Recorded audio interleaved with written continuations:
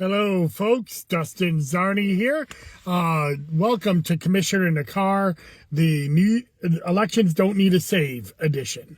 Today is Sunday, March 1st. We are 114 days away from the June primary, 247 days until the midterm elections.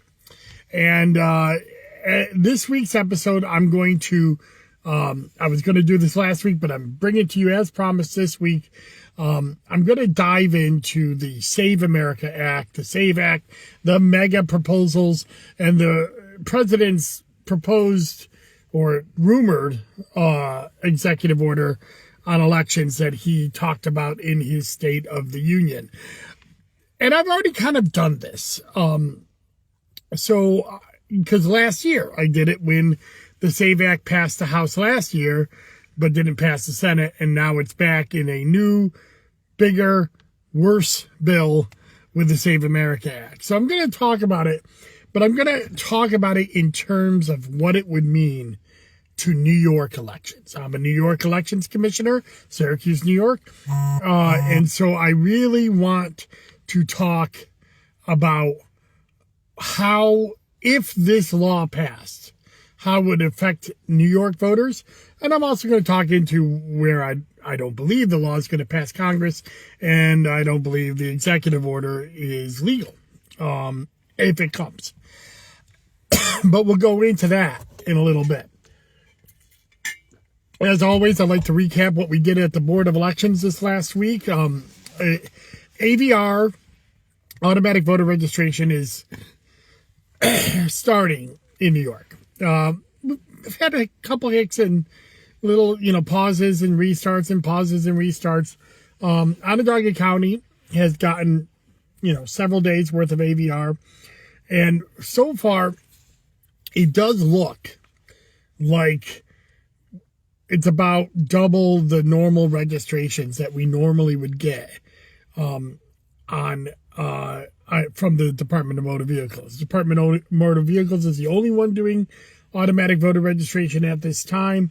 So it does look like, we are getting, more work, which is good. I mean, more people voting, more people registered, more people updating their registration to the right address. This is all good.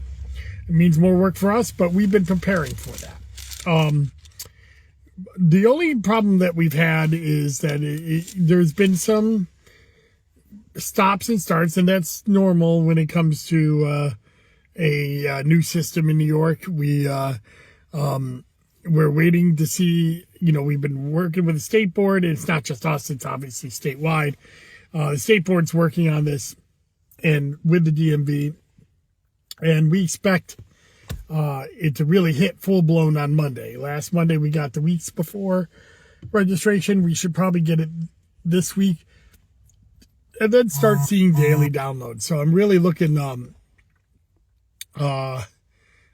really looking forward to seeing that get going. And of course, on Tuesday, petitions started, and that's not really work at the board yet because the board will do the petitions when they come in at the end of the month. But a lot of candidates contacted us to get their petitions proofed, whether for their major party lines or minor party lines. And so that's stuff that's been happening at the Board of Elections this last week. So let's get into it. Let's talk about the SAVE Act and the Save America Act and the mega proposals. And I figure the first thing that we should talk about is the differences between these terms, because they've been thrown out there and we've heard about them for a year now, 2 years now almost. And so what is actually going on? Well, the SAVE Act happened last year. That was, it required documentary proof of citizenship to register to vote. Not to vote, but to even register to vote. It overrided the attestation-based registration used here in New York. Well, it tried to. It failed. This is the SAVE Act passed the House in, I believe, June of last year, but the Senate never got enough votes to pass it with the filibuster.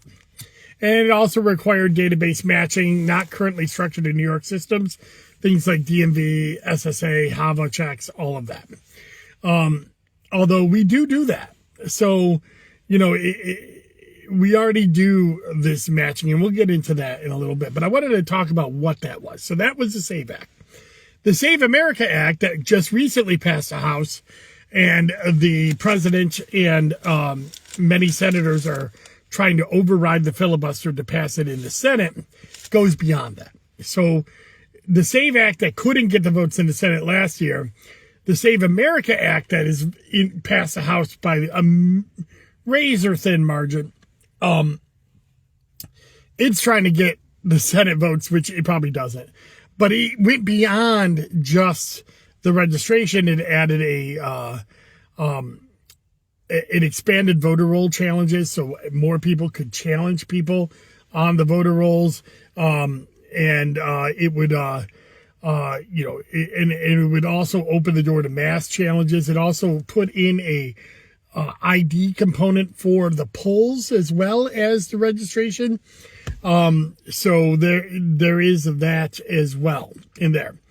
Then there's many things called MEGA, make elections great again. These ridiculous terms that they use for these things. But the MEGA proposals that are out there, they are they're more in depth. So they go actually into how boards of elections actually run their the boards, and it actually puts in criminal penalties for election administrators like myself for even accidental violations of some of these more stringent rules that are out there. And it's seen by many good government groups as just a way to criminalize and then take over elections. So those are the three things that you have: your SAVE Acts, that was passed last year by the House but failed in the Senate, that just started the introduction of a national requirement to prove citizenship before you even vote, and that proof comes in various ways. We'll get into that in a second. But that failed. And then the Save America Act, it actually went even farther. It went into a voter ID component. It allows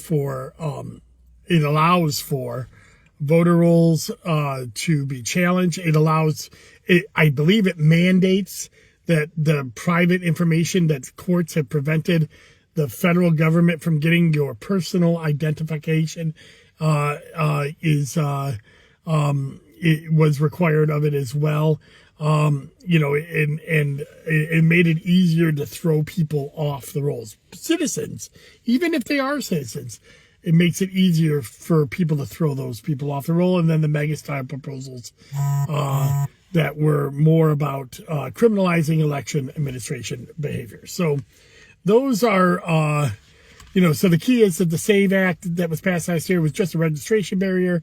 The Save America Act that is being passed and discussed now is a registration barrier and a voting barrier, and it allows for easier litigation and purge to challenge elections.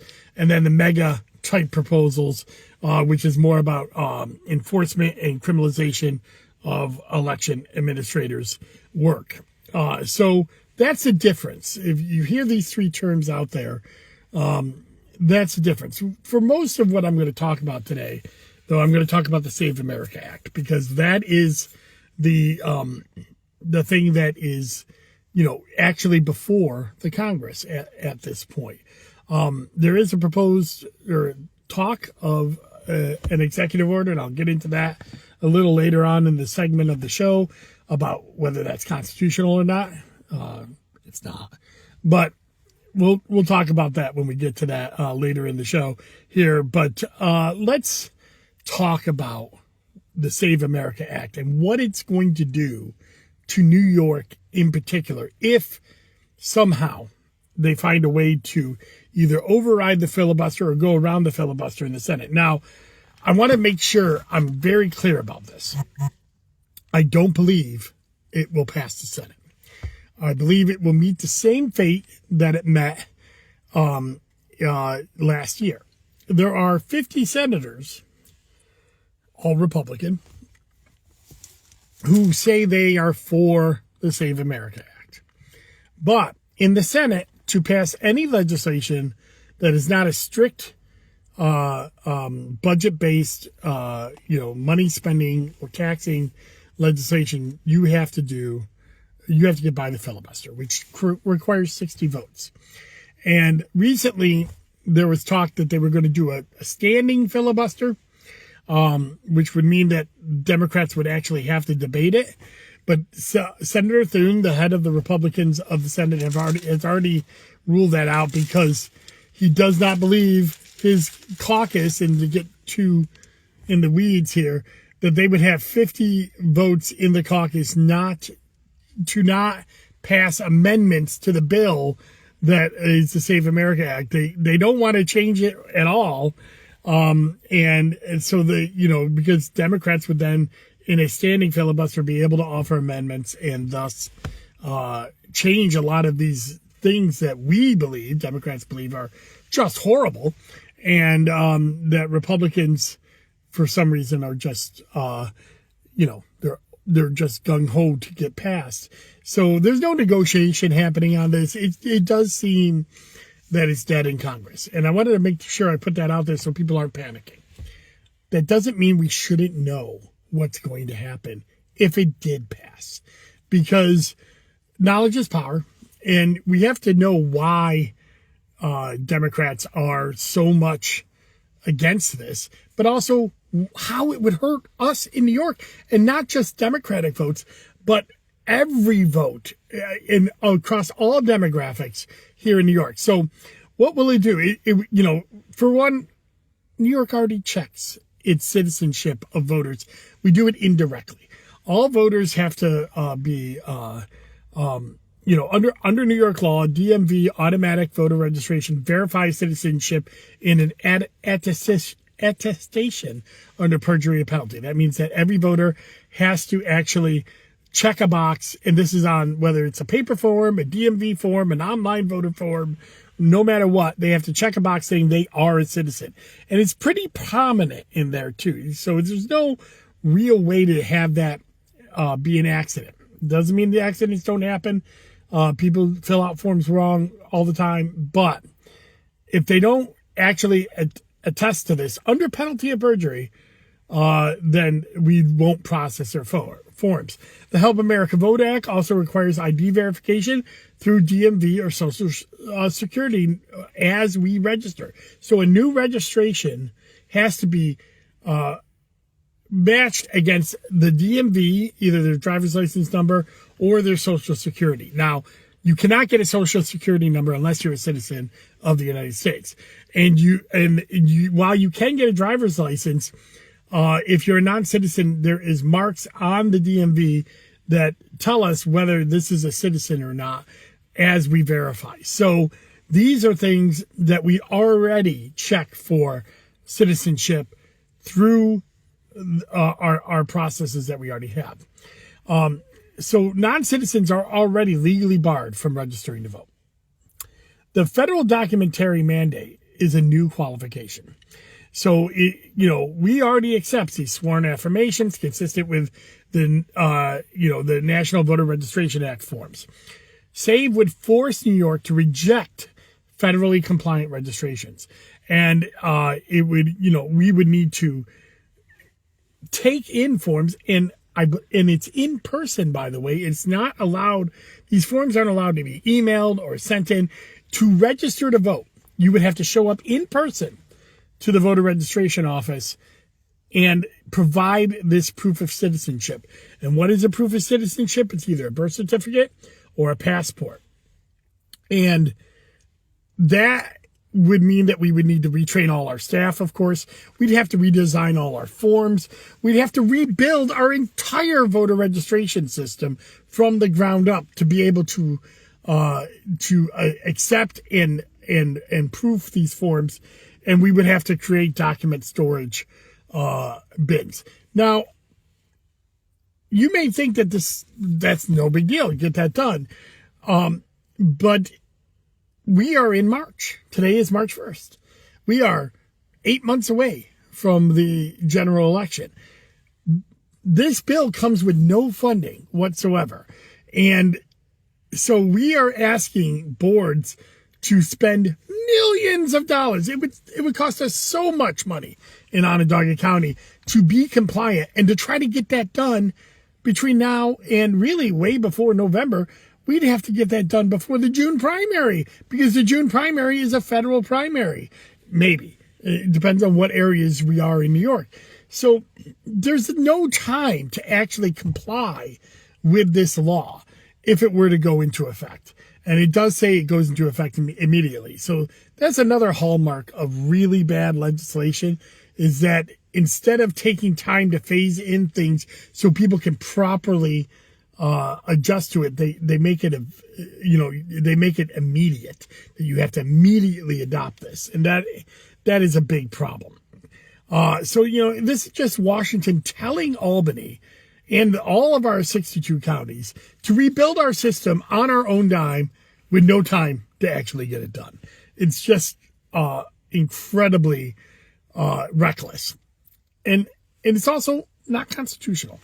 We'll go into that in a second. So, because, I don't believe it's constitutional, because the 10th Amendment of the Constitution says that the states run the elections. Now, if this were to pass Congress, it would apply to federal elections. So it could be legal for federal elections. That means Senate and Congress, right?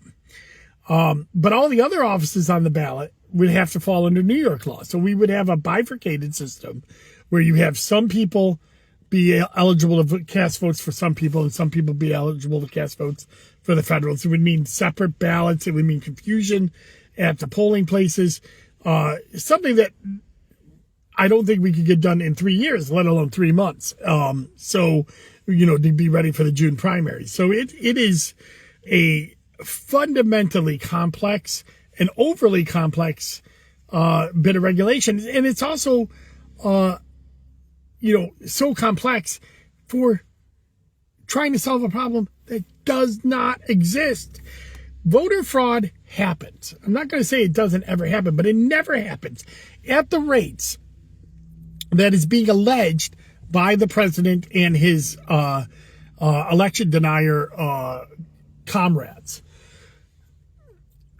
In fact, recently, the state of Utah, a blood red state, did a full audit of their rolls, thinking that they were going to find a whole bunch of non-citizens on their rolls. They found 0 out of 2.5 million voters.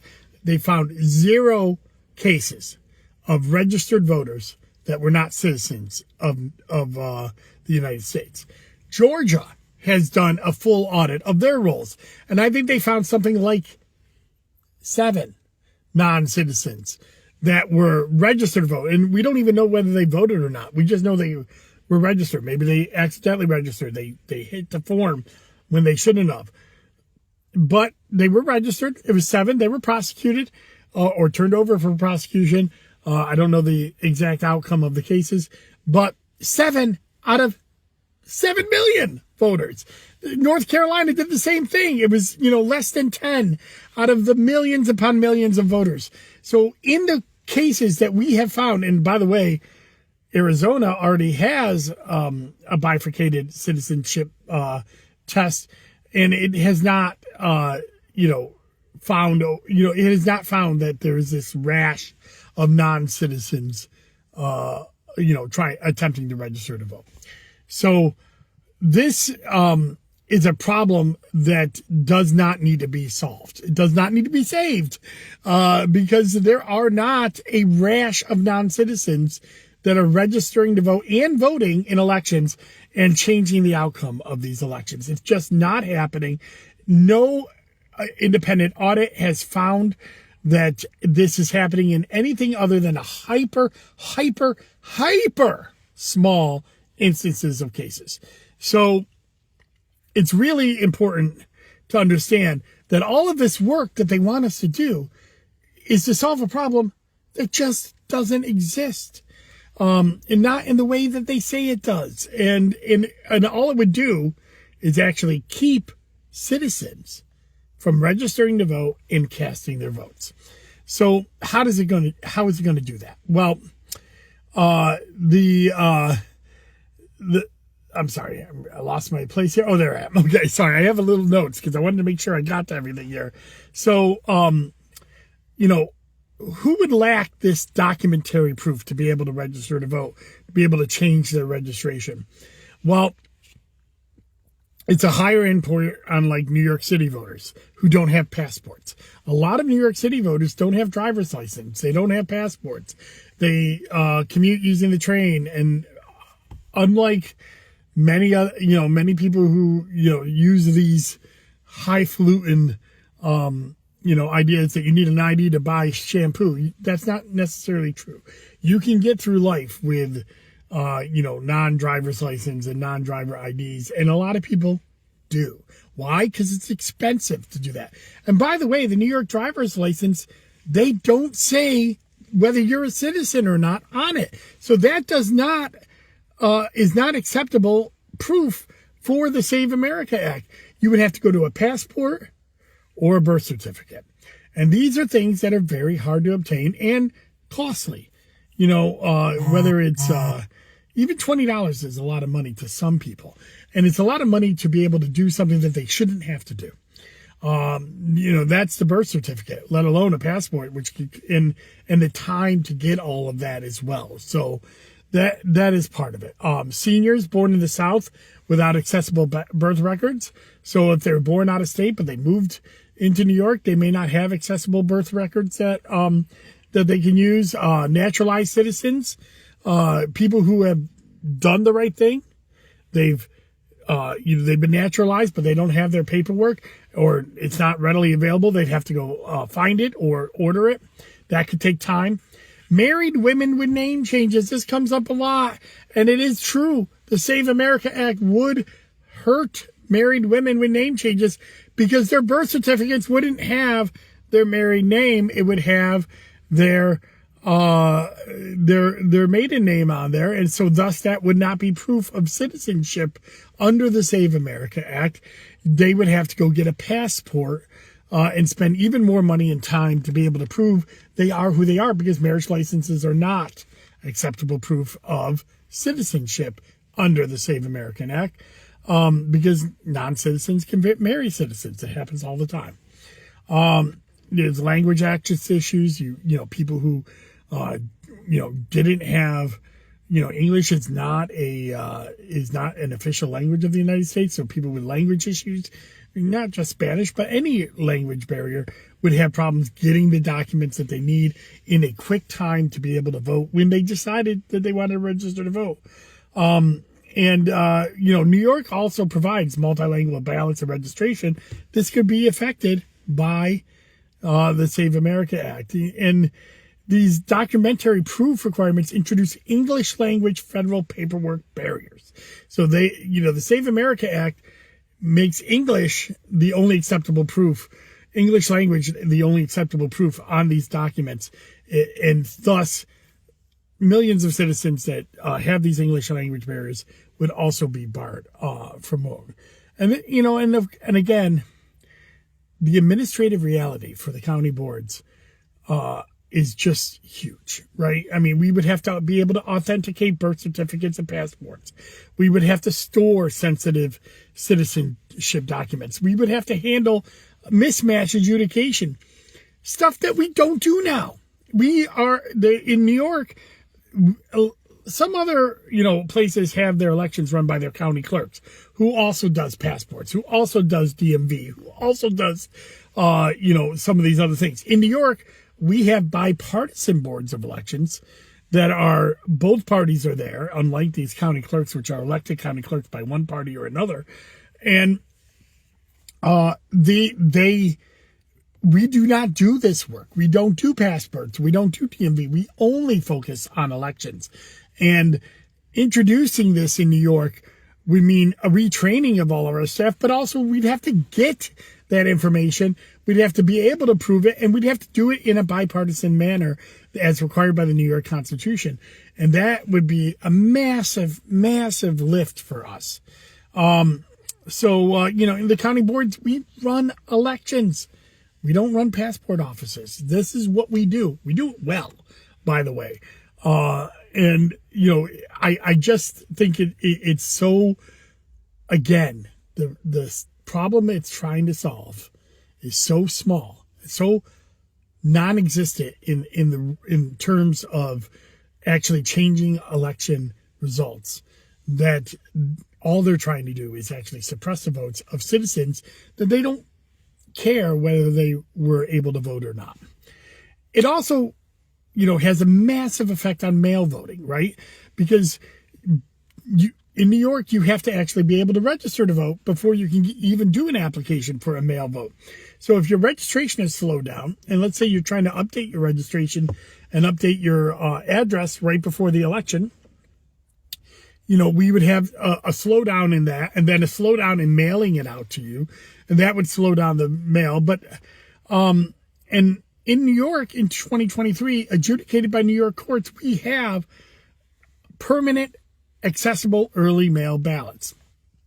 About a third of our citizens are expected to use that this election, in the midterm election. We saw 50% of the people, use that, or early voting, in-person early voting, during the COVID election. So, this is a thing that's probably going to grow over the next few years, now that the question about whether this is a permanent mail-in function of the New York system. So, hundreds of thousands of New Yorks now vote by mail, and it's going to grow with each general election. And the heaviest users of vote by mail are seniors, voters with disabilities, New York City voters with long commutes. They may work in the city but live in Long Island, and so they have long commutes, so they vote by mail so they don't have to deal with that. Upstate rural voters far from polling sites. Some of these smaller counties have, they don't have a lot of polling sites because they have very few voters, and they're all spread out over an agrarian community. Military and overseas voters are probably the biggest people that would be impacted by this, because even though that there are exceptions written into the law, it's unclear how the delay in registration is going to affect them as well. Again, because most of this registration has to be done in person. And how do military and overseas voters who need to change their addresses, need to change their status, maybe they get deployed, how do they get this done in person if they're already out of the country? And then, New York requires that registration before the ballot issuance, so we have to get that done before and delay in registrations will mean that fewer mail ballots will go out. It also means that more registrations that are rejected means less ability for people to do the vote as well. And we would have to create a cure process that we don't have for citizenship documents. We'd have to, it would just be a major operational strain on boards of elections. And again, trying to get this done in a 3-month or 6-month window, depending on whether you have a federal primary in June, is just impossible. We just can't get it done. And it comes with no funding as well. I'm going to keep talking about that because, the Republicans always like to talk about elections being unfunded mandates to the counties when it expands the voter rolls, but when it shrinks it, they're all for it. So, it's just crazy. And we would see voters missing the statutory deadlines. It would really affect the partisan neutrality here in New York, where these bipartisan boards, we have this partisan neutrality because, the strain on the operation would be so great. And so it would be very hard for us to continue to do the bipartisan checks that we do in place right now with the current staffing levels that we have. This attack on mail voting is just so short-sighted by the Republicans. It is, both demographics use it. And unfortunately, because of the back in 2019, before Donald Trump really started coming out against mail voting, Republicans actually owned the absentee ballot here in New York. They were the ones that were, I used to tell my Democratic candidates that if they were tied on election night, more than likely they were going to be in trouble come when we counted the mail voting, because they tended to be Republicans. But this rhetoric against mail balloting has only hurt the Republican Party, and now more Democrats use it because more of their voters refuse to use this, although they've started to do early voting. But in other states outside of New York, Florida, Colorado, Texas, they use these mail ballots. Well, Texas is early voting in person. Florida has a huge mail ballot program that they've used for years. Colorado, and then of course there's the mail-in only states of Oregon and California. All of their citizens use those mail ballots, and they use it without fraud. It would hurt them largely, but here in New York, it would especially hurt a program that has just started to become popular and is something that's a very big convenience for many, many at-risk voters. So, in New York, it just, no registration means no mail ballot. And the Save America Act makes registration infinitesimally harder. So it is going to affect mail balloting. Now, I do want to talk about the proposed executive order that's out there. The rumor this week, some draft language of executive orders have gone around. There has been no presidential executive order recently on elections. The only executive order that has already been out there was the executive order to the U.S. Elections Assistance Commission last year that has already been thrown out by the courts. It clearly said, the courts have already ruled that the president has no role in election administration. The new rumor is that they're going to use a justification of a national threat to justify the president putting in an executive order. And there's a lot of rumors out there about that's why Tulsi Gabbard was at the Fulton County ballot impound, because there's going to be a case made that China, Venezuela, Italian satellites, who knows, are affecting our elections. And so the president is authorized, to protect the national security, to make an executive order on elections, no matter what that executive order is. I don't know. I believe that his executive order on that, even with that justification, would meet the same fate as the previous executive order. It's pretty clearly a violation of the 10th Amendment and the Elections Clause that Congress, not executive, regulates procedures. I'm sure if this happened, we'd have litigation from, the Democratic Party, definitely, and there would be litigation from many other, parties, and it would slow it down. That being said, one of the rumors in the executive order is that it's actually going to go beyond what the Save America Act does, and it's going to outlaw mail-in balloting. You heard the president talk about that in his State of the Union.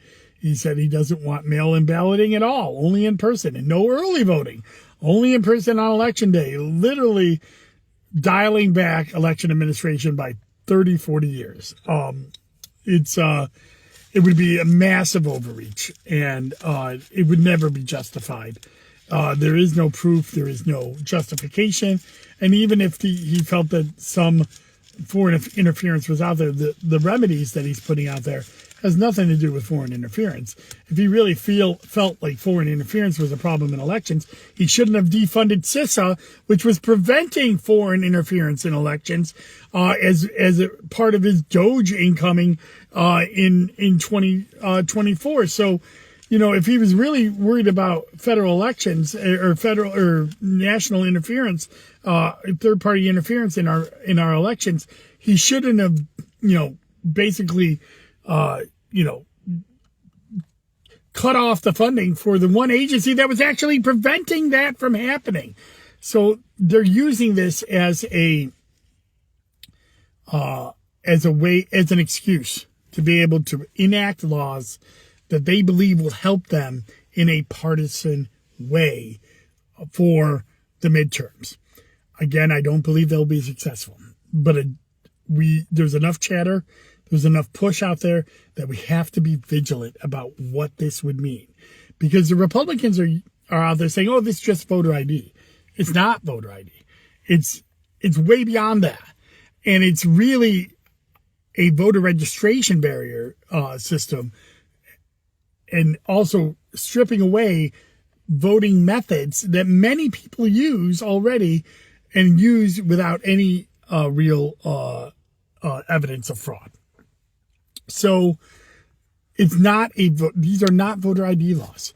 And in fact, the Democrats, when they were in charge in 2020, tried to pass H.R. 1, which expanded a lot of voting rights, but also as part of it, as a concession to the GOP and Joe Manchin, put in there a voter ID concession in there to have voter ID in every state, in federal elections anyways.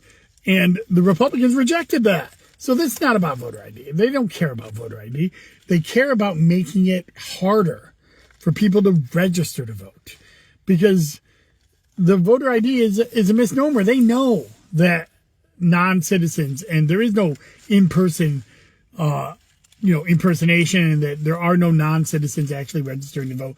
What they're trying to do is make it harder for citizens to register and cast their vote in areas that they believe hurt them and help Democrats. And I think they're wrong about that, by the way. This is going to actually hurt, right now, especially in 2026, you see the Democrats have a large motivated population, whereas the Republicans are not as motivated. These bills actually hurt the non-motivated voters, the voters who don't care as much. And whereas motivated voters find ways to get by these barriers.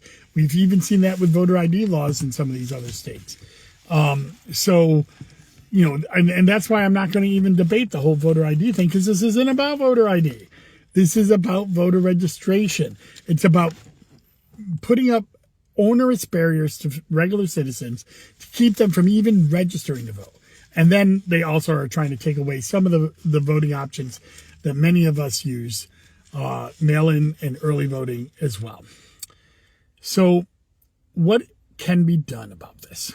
Well, in New York, we're lucky, especially here in Syracuse, New York. Congressman Mannion came out against the Save America Act, the MEGA Acts. He's been against them. He's voted against it. Both Charles Schumer and Kristen Gillibrand have voted against it in the Senate, and have voted against changing the filibuster and ending the filibuster on these. So New York representatives are doing what we can do.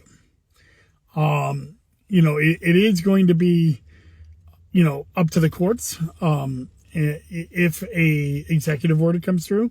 But I can tell you that the 26 attorney generals from New York who have, filed suit in the past will probably file, not from New York, the 26 Democratic attorney generals, including New York Attorney General Letitia James, are probably ready to go with a lawsuit as soon as an executive order is passed. That being said, we have to make voters aware that this is not about voter ID, that this is about taking away your right to register to vote, and the methods in which many Americans already cast our votes. And this is important because in the age of polarized elections, where we all go to our own media infrastructures and we all are siloed into our own information pools, one of the few ways out there that politicians find out whether their policies are agreed to by the public are elections. And we already see an attack on elections with this gerrymandering that's going on all across the country. And yes, both sides are doing it right now, but that's because the Republicans decided to start this midterm gerrymandering frenzy in Texas. And that hurts this already. But at the end of the day, if rulers are unpopular, voters can vote them out. And it's the last check on democracy. And if these types of proposals are allowed to go through, then that basic building block of democracy, the thing that I've dedicated my life to, but also the thing that has made America special and made America the imperfect but best example of a democracy in the modern world. It is what would, taking that away is the last vestige before we reach into banana republic, authoritarian style dictatorships. And so this is important. It's not just about who wins an election. It's that the populace has a chance to weigh in on their belief on who should lead us based on the policies that they've already put in place. And it is one of the fundamental things that makes us and our democracy work. And if that gets taken away because so many people are kept from voting, then we are backsliding for the first time in generations. We've expanded the vote to nearly every U.S. citizen is allowed to register to vote and vote now. And now these are the acts that are going to start taking those back slowly and surely if we allow them to pass. It's not about voter ID. It's about keeping citizens who have been legally casting votes from continuing to cast votes. So that's it. That's my my breakdown of the Save America Act. If the president does an executive order, I will get into the details of that as well. And hopefully I won't have to, but I have a feeling I will. So that will be a future episode. So back to what the Board of Elections in Onondaga County is doing this week. We have lots of registrations, we hope, coming from AVR as we continue to work with this system and register all these voters. But we're also now starting to finalize our polling places for the general election. We actually have to do that by March 15th. People don't realize that, but the polling places for the general election have to be bipartisanly agreed to 8 months in advance of the election. And now that doesn't mean they won't change because buildings close, that kind of things happen.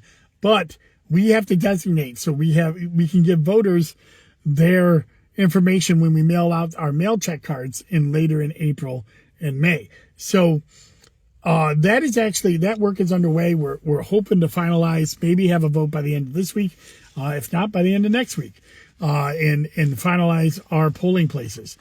People are still out there getting petitions for our designating petitions for Democrat, Working Family, Conservative, and Republican parties for the various offices that are doing that.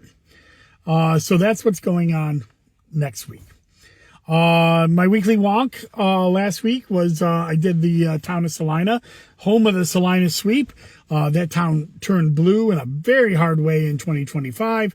And so check out the data behind that, why it happened, and what we can expect in the future in that very important town of Salina. Next week, hopefully on Thursday, I will do the town of Spafford. That's the last in my 6-part series on towns that nominate candidates via nominate Democratic candidates via petition.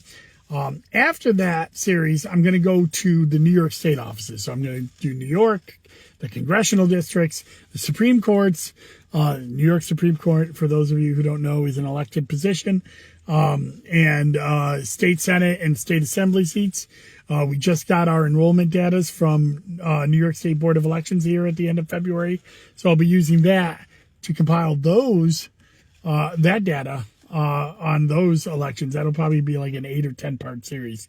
As we're going into, we don't know whether there will be a congressional candidate in our area against John Mannion, as the Republicans haven't put it up. But I'm going to assume it will, and I will do the congressional election. I usually don't do elections that don't have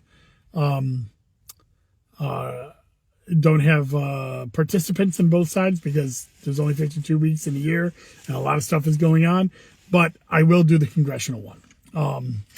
And it'll start the week after next. So, starting the second week in March. All right. So last thing, trivia questions. I like doing these. Last week I asked, what are the county legislative districts who voted for Mannion and Harris in 24? So John Mannion, Congress, Kamala Harris, President. We have 17 county leg districts. Which ones voted for them? All of them but one. And that's Onondaga County Legislative District 3, in the northeast corner, Cicero area of our county. It's the only district that didn't vote for both Harris and Mannion. Every other one voted for Harris and Mannion by some percentage point or not. So then my next week question, my trivia question is, what are the county legislative districts who voted for Hochul and Cuomo in 22? We saw this when I did the towns, that Harris and Mannion had a huge wave in 24 here locally, even though Harris didn't win nationally. But almost every town did that. Will we see that with the county legislatures? Will there be some of them that voted for, maybe either Hochul or Knoll? I'm sorry, I said Hochul and Mannion. It was actually Hochul and Knoll in 22. Voted for the Democrat and governor, but not Congress, or vice versa? Or are there more of those county districts that didn't vote that voted Republican? So check that out. That'll be in next week's Commissioner in the Car. And speaking of next week's Commissioner in the Car, I'll be doing a village election preview. We have 3 villages having elections in March: Marcellus, Manoa, and Manlius, the villages of those areas. I'll talk about why we have March village elections, what's going on in those particular elections, and who's up and who runs those elections. All of that will be in next week's Commissioner in the Car. So unless something comes up to make me change my mind, which I may do, because there's a lot of weird things happening out there. Get out there. If people knock on your door, want you to sign a petition, think about doing that, because it doesn't mean that you have to vote for them. It just means that they can get on the ballot. These are all volunteers that are out there doing it. So consider doing that. Ask who's running. Ask if there's anybody running against them. Be an informed petition signer. But also, if you want to volunteer and help some of these candidates, it's pretty cold out. It's hard to get signatures, and it's the only way on the ballot for these people. So, talk to your candidates that you like, and I'm sure all of them are doing some petition work over the next several weeks. Thank you very much, and enjoy your day. Bye-bye.